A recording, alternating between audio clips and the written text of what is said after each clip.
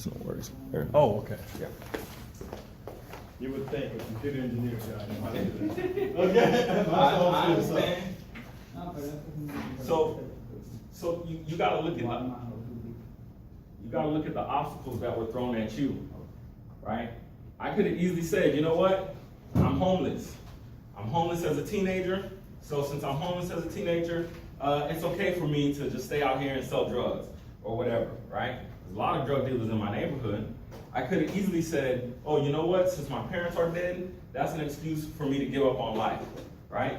But the thing is, there was hope inside of me that let me know I'm gonna overcome those obstacles. But it's how do you access that hope, and how do you use that hope and even use those obstacles to your advantage, because your obstacles teach you lessons. So what is true success? What's your definition of success?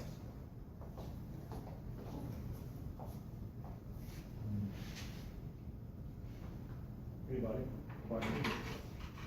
As a true success, it really isn't a definition of success. It's your own definition.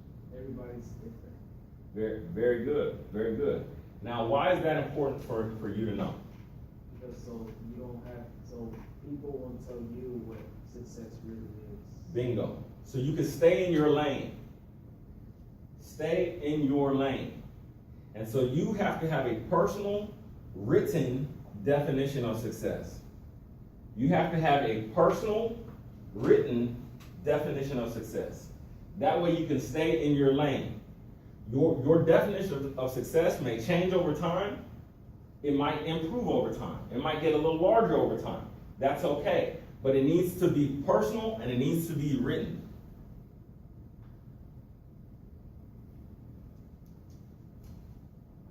Now, everybody told me about different kind of jobs that they want to do. They told me about different career paths that they want to choose. That's obviously part of your success. Would you agree or disagree? Agree. You'd agree.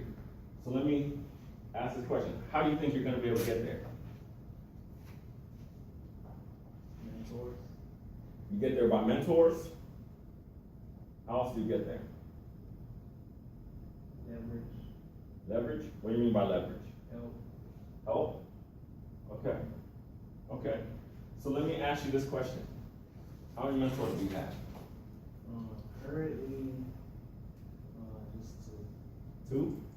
What are they good at? Real estate. Yep. Investing in real estate. They're both good at real estate investing? Okay. Okay. How'd you meet them? Contact them. You just called them up and said, hey, will you be my mentor? Not like that, I basically call them so I can meet them in person. Okay. And I end up having lunch with them. He's like, hey, come lunch with me. Did you pay for lunch or they paid for lunch? We pay individually. Okay. Okay, I like my man right here. My man right here is on point. He's a go-getter. He's a go-getter. He's a go-getter. I'm telling you. Okay, what about you all? Who do you know on the Coast Guard? Albert, I think. I didn't say his name. I didn't say his name on my contact. I only have it as Coast Guard. Okay, let me ask this question then. Who's your mentor? Who's your pediatric surgeon mentor? Dr. Espinosa. Dr. Espinosa. How much time do you spend with him? At least 4 hours before he gets called in, or randomly he gets called in whenever he's talking to me and giving me talking to me about surgery and all that stuff. Mhm. Sometimes he gets called in, Okay. so it's not really a Okay. specific time I'm with him. Okay, how many hours a week do you think you spend together? At least 11 or 9. Okay, good. So that helps to answer these questions here. This last question is, what and who would it take to make your goals happen? Right? Because in order to be a success, right? We talked about success is kind of ambiguous. You know what that term means? It's not very clear. Success is not very clear. And to clear it up, that's why you're writing it down and you're making it personal, right? But in order to give it some meat to it, some substance, you have to have clearly defined goals. And your clearly defined goals is going to take a what and a who. The what is the substance.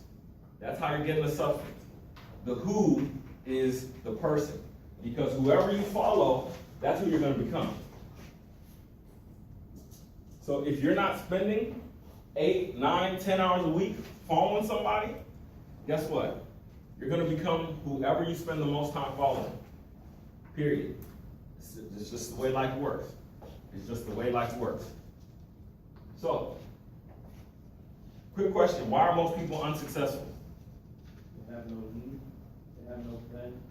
They have no lead, they have no plan. What else? They give up. They give up. Yeah. Some of the answers are written right here. Self-doubt. Self-doubt. One of the biggest ones and one of the biggest struggles that you're gonna face, especially young men in this generation, is listening to people who have never tried, listening to people who've given up, or listening to people who've already failed. You can learn a lot from people's failure.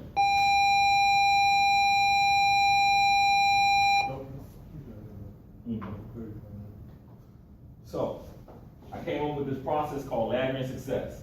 It's basically it's basically meant to help you reach the goals of things that you couldn't actually meet yourself, right? All by yourself. You have to understand that there's steps to the process. The ladder is only limited by its foundation, and it can be adjusted based on the task. And so the reason why that's very important is because you have to look at your success as a process. Your success is bound in the process. Your success is bound in the process. So here goes the process. Real simple. Real simple. Number one, you have to plan your approach. Number one, you have to plan your approach. Anything you want to do, you want to be in life, you have to look at that thing and you have to plan, how am I going to get there? Break it down into individual steps.